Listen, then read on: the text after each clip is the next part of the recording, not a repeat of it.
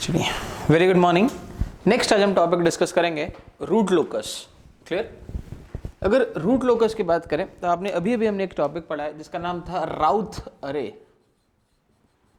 राउथ्स अरे, क्लियर? या राउथ stability criteria, या आपने जो भी पढ़ा था इसके नाम से। राउथ अरे आपको ये बता सकता है कि आपके रूट्स जो हैं राइट हाफ में है, लेफ्ट हाफ में है, या इमेजिनरी एक्सिस पर है। क्लियर? पर राउथ अरे ये बताने का कैपेबल नहीं है कि कहां पर रूट सिचुएटेड है। क्लियर? फॉर एग्जाम्पल, मैं अगर क्लोज लूप पोल के बारे में बात करूं, दो रूट लेफ्ट हाफ में है, दो रूट इमेजिनरी एक्सिस पर है, फॉर एग्जाम्पल मैं कंसिडर कर लेता हूं, तो राउथ अरे ये बताने में कैपेबल नहीं है कि इन दोनों रूट में से ज्यादा स्टेबल रूट कौन सा है। Clear? This concept is called as relative stability. तो राउथ अरे रिलेटिव स्टेबिलिटी बताने में फेल है। इस वजह से हम एक नई कॉन्सेप्ट पर आते हैं। उस कॉन्सेप्ट का नाम है रूट लोकस। रूट लोकस जो है बेसिकली क्लोज्ड लूप पोल के बारे में बात करता है। क्लियर? रूट लोकस किसके बारे में बात करता है? क्लोज्ड लूप पोल के बारे में बताता है। क्लोज्ड लूप पोल की लोकेशन बताता है। कैसे बताता है? एज द सिस्टम गेन के इज वेरीड। जैसे जैसे आप सिस्टम गेन के को वेरी करते जाएंगे, के की वैल्यू को 0, 1, 2, 3, 4, 5, 6 वेरी करते जाएंगे इन्फिनिटी तक, वैसे वैसे क्लोज्ड लूप पोल्स के लोकेशन कंटिन्यूसली चेंज होती जाएगी और उसके बाद आप प्रेडिक्ट कर सकते हैं। क्लियर? सबसे इंपॉर्टेंट बात, ये क्लोज्ड लूप पोल की location open loop closed loop pole की लोकेशन ओपन लूप सिस्टम की मदद से बताता है। Very important point. आपके पास में सिर्फ ओपन लूप सिस्टम होगा। ओपन लूप सिस्टम मतलब GSHS। सिर्फ ओपन लूप सिस्टम की मदद से आप एक प्लॉट बनाएंगे और वो प्लॉट किसका होगा? क्लोज्ड लूप के पोल्स का प्लॉट होगा। और उसके बाद में आप स्टेबिलिटी के बारे में कमेंट करेंगे। और कैसे बनेगा? एज गेन के इज वेरिड। के गेन किया 0 से लेकर इन्फिनिटी तक जब आपका वेरी करेगा। क्लियर? मैं एक बार फिर से रिपीट कर रहा हूं, रूट लोकस हमेशा क्लोज्ड लूप पोल के लिए बनता है। पर आप बनाते किसकी मदद से हैं? ओपन लूप सिस्टम को देख के क्लोज्ड लूप पोल के बारे में आप कमेंट करते हैं। क्लियर? चलिए एक एग्जांपल समझते हैं। For example, consider an open loop system. Clear? एक सिंपल सा पहले एग्जांपल लेते हैं। एक ओपन लूप सिस्टम ले रहा हूं मैं यहाँ पे, K upon S into S plus 10। Clear? Consider it a unity feedback system. Clear? ये रहा आपका इनपुट RS और ये रहा आपका आउटपुट CS। क्लियर?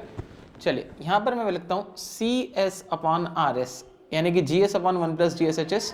मैं कंप्लीट क्लोज लूप सिस्टम के बारे में यहाँ पे बात कर रहा हूं। अगर एक कंप्लीट क्लोज लूप सिस्टम के बारे में बात कर रहा हूं तो होगा K divided by S square plus 10S plus K। Clear? K divided by S square plus 10S plus K। ये कंप्लीट आपका क्लोज लूप सिस्टम है। अब यहां पर मैं गेन K की वैल्यू को वेरी करूंगा। फॉर एग्जाम्पल, चलिए यहां पर अपन एक टेबल बना लेते हैं। As gain K is varied, ये रहा गेन K, और यहां पर मैं आउटपुट की लोकेशन वेरी करता हूं। For example, consider the value of K is 0। तो जो रूट्स आएंगे, इसके दो रूट्स आएंगे, S1 और S2। क्लियर? क्योंकि आपकी एक सेकेंड ऑर्डर इक्वेशन है। तो जैसे जैसे मैं गेन K को वेरी करते जाऊंगा, मुझे आउटपुट पर एक प्लॉट मिलेगा, उसको मैं यहां पे ड्रॉ कर रहा हूं। क्लियर? चलिए सबसे पहले K की वैल्यू को मैं 0 रख रहा हूं। जैसे ही K की वैल्यू को 0 रखूंगा तो आप देख सकते हैं यहां पे S square plus 10S, clear, bracket close, S common into S plus 10, S equal to 0 और S equals to minus 10। S square plus 10 यानी कि दो रूट मिलेंगे। एक रूट मिलेगा मुझे 0 पे और एक मिलेगा माइनस 10 पे। क्लियर? यहीं से हम कुछ स्पेसिफिकेशंस देखते जाते हैं। गेन K की वैल्यू जब 0 होती है तो आपको ऑटोमेटिकली ओपन लूप के पोल्स मिल जाते हैं। क्लियर? आपको ऑटोमेटिकली क्या है? गेन k इक्वल टू 0 पर ओपन लूप के पोल्स और क्लोज्ड लूप के पोल्स दोनों एक ही वैल्यू देते हैं। पॉइंट नंबर 1, इसको थोड़ा सा नोट करके रखें। गेन k इक्वल टू 0 पर जो ओपन लूप के पोल्स होते हैं और जो क्लोज लूप के पोल्स होते हैं दोनों सेम वैल्यू देते हैं। जीरो की S1 की वैल्यू 0 एंड S2 की वैल्यू -10। क्लियर? चलिए और आगे बढ़ते हैं। जैसे जैसे आप गेन k की वैल्यू अगली वैल्यू रखते हैं, मैं यहाँ पे एक बार रूट्स को भी मार्क करते जाता हूँ। गेन k इक्वल टू 0 पर S1 की वैल्यू 0 है और S2 की वैल्यू -10 है, 0 एंड -10। क्लियर? चलिए गेन k की अगली वैल्यू रखता हूँ 5, कंसिडर द वैल्यू 5। क्लियर? चलिए इसके रूट्स निकालते हैं।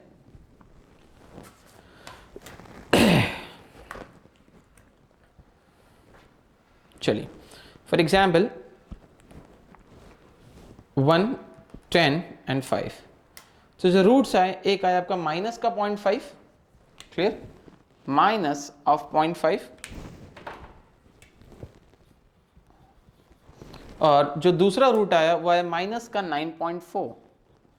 क्लियर? अगली वैल्यू पे निकालते हैं, k इक्वल टू 10 पे रूट्स निकालते हैं। क्लियर? चलिए जैसे आप k इक्वल टू 10 पे रूट्स निकालेंगे, यहाँ पे k की जगह 10 रखेंगे, तो जो आपके रूट्स आएंगे, एक वैल्यू आएगी माइनस का 1.12 और जो दूसरा रूट आएगा वो आएगा माइनस का 8.8। क्लियर? सिमिलरली आप ऐसे चलते जाएं। For example k equal to यहाँ पर 15 के लिए मैं निकाल देता हूँ फिर से एक बार। जब k इक्वल टू 15 डालेंगे यहाँ पे, तो आपको जो रूट्स मिलेंगे यहाँ पे, जैसे आप k की जगह पर 15 डालेंगे तो आपको जो रूट्स मिलेंगे होगा माइनस का 1.83, माइनस का 1.83 और माइनस का 8.16। क्लियर? चलिए इनकी थोड़ी थोड़ी लोकेशंस ड्रॉ करके देखते हैं। k इक्वल टू 0 पर आपको मिला 0 और -10। k इक्वल टू 5 पर मिला आपको माइनस का 0.5, मतलब एक रूट यहाँ पर शिफ्ट हुआ है माइनस का 0.5, और माइनस का 9.4 मतलब ये वाला रूट यहाँ पर शिफ्ट हुआ है। क्लियर? k इक्वल टू 5 पे k इक्वल टू 10 डालूं तो एक रूट आएगा माइनस का 1.12 पे, यानी कि और इधर शिफ्ट हो गया, और दूसरा रूट आएगा माइनस का 8.8 पे, तो रूट और इधर शिफ्ट हो गया। क्लियर? k इक्वल टू 15 डालूं तो आप देख सकते हैं एक रूट और इधर शिफ्ट हुआ माइनस का 1.83 पे, और दूसरा रूट हुआ माइनस का 8.16 पे। क्लियर? अब आप देख सकते हैं जैसे जैसे मैं गेन k इक्वल टू 0 पर था, this value is for k equal to 0, this value is for k equal to 0। k equal to 0 से जैसे जैसे k की वैल्यू बढ़ाते जा रहा हूं मैं, 0, 5, 10, 15, 20, 25, मैं एक वैल्यू डालता हूं यहाँ पे, गेन k की वैल्यू 25, तो आई होप सो दोनों रूट एक ही पॉइंट पर एग्जिस्ट करेंगे। क्लियर? बिल्कुल -5 पर k इक्वल टू 25 पर दोनों रूट एक ही पॉइंट पर एग्जिस्ट करेंगे। ऐसा पॉइंट रियल एक्सिस पर जहां पर डबल रूट ऑकर होते हैं, उस पॉइंट को हम बोलते हैं break away point. This is called as break away point. This is called as break away point, जहां पर मल्टीपल रूट्स ऑकर होते हैं। क्लियर? तो आप देख सकते हैं जैसे ही मैंने गेन k की वैल्यू 25 रखी, दोनों रूट्स एक ही पॉइंट पर रखू है, -5 और -5 पे। क्लियर? अब मैं गेन k की वैल्यू को और बढ़ा रहा हूं, making the value 30 for example. Clear? आप भी कैलकुलेटर में मेरे साथ में करते जाएं। जैसे ही आप k की वैल्यू 30 रखेंगे, एक रूट आएगा आपका माइनस का 5 प्लस 2.23j,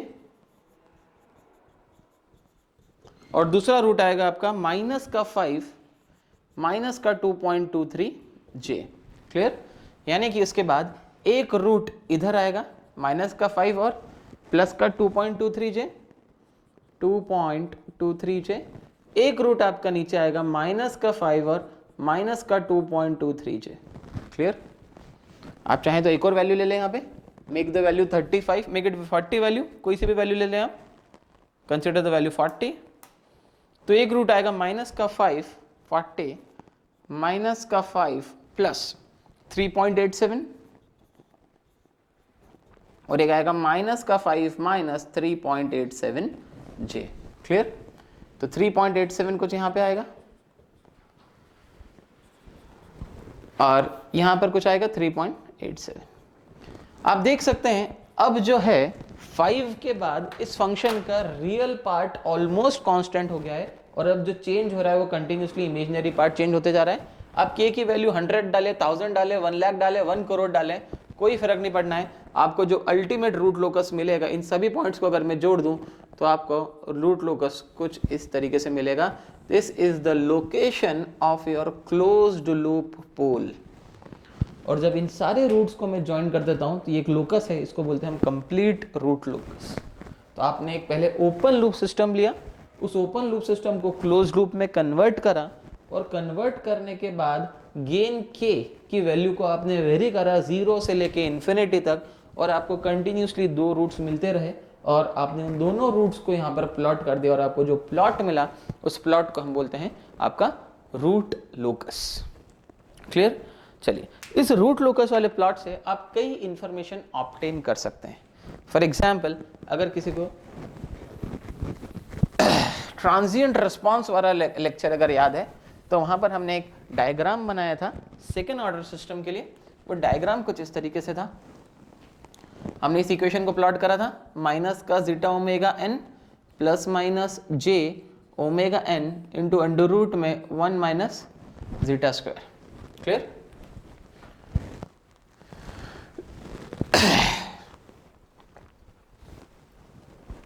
आपके जो रूट्स थे वो कुछ इस तरीके से एग्जिस्ट कर रहे थे।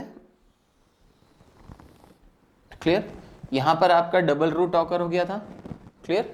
और इस पॉइंट इस एक्सिस को हमने बोला था here the value for zeta is less than 1। इस पॉइंट पर जीटा की वैल्यू इक्वल टू 1 थी, और इस पॉइंट के बाद जैसे जैसे रूट्स आगे बढ़ रहे थे जीटा की वैल्यू ग्रेटर देन 1, यहां पर भी जीटा की वैल्यू ग्रेटर देन 1। इस पॉइंट पर हमने बोला था zeta is equals to 0। Clear?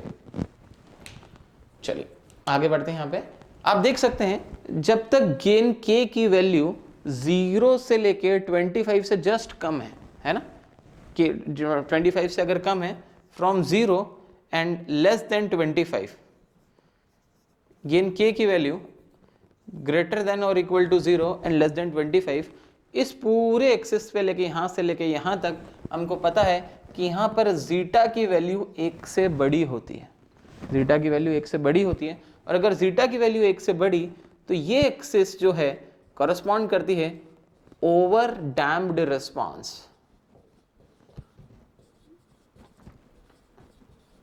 Clear? GATE और आईईएस में क्वेश्चन आता है, आपको पूरा रूट लोकस बना हुआ रहेगा। The value of gain for which it represents the over damped response. तो अब हमको पता होना चाहिए ये देख के कि गेन k इक्वल टू 0 से लेके आपका 25 से जस्ट कम तक आपका क्या है, ओवर डैम्प्ड रिस्पॉन्स है। 0 से लेके आपका इस तरीके से चेंज हो रहा है। अगर मैं इस पॉइंट की बात करूं at k equal to 25, k equal to 25, gain k equal to 25 पर दोनों रूट एक ही पॉइंट पर ऑकर हो रहे हैं, और जब दोनों रूट एक ही पॉइंट पर ऑकर होते हैं तो ये वैल्यू किसकी है, जीटा इक्वल टू 1 की। Very important, k equal to 25 corresponds to critically damped system, critically damped system। Clear? k equal to 25, क्योंकि यहां पर जीटा की वैल्यू कितनी है, 1 है। और k greater than 25, for the value k greater than 25 the system goes for k greater than 25। अब ऊपर की तरफ आ गया, इमेजिनरी पार्ट आ गया, यानी कि system goes for under damped response.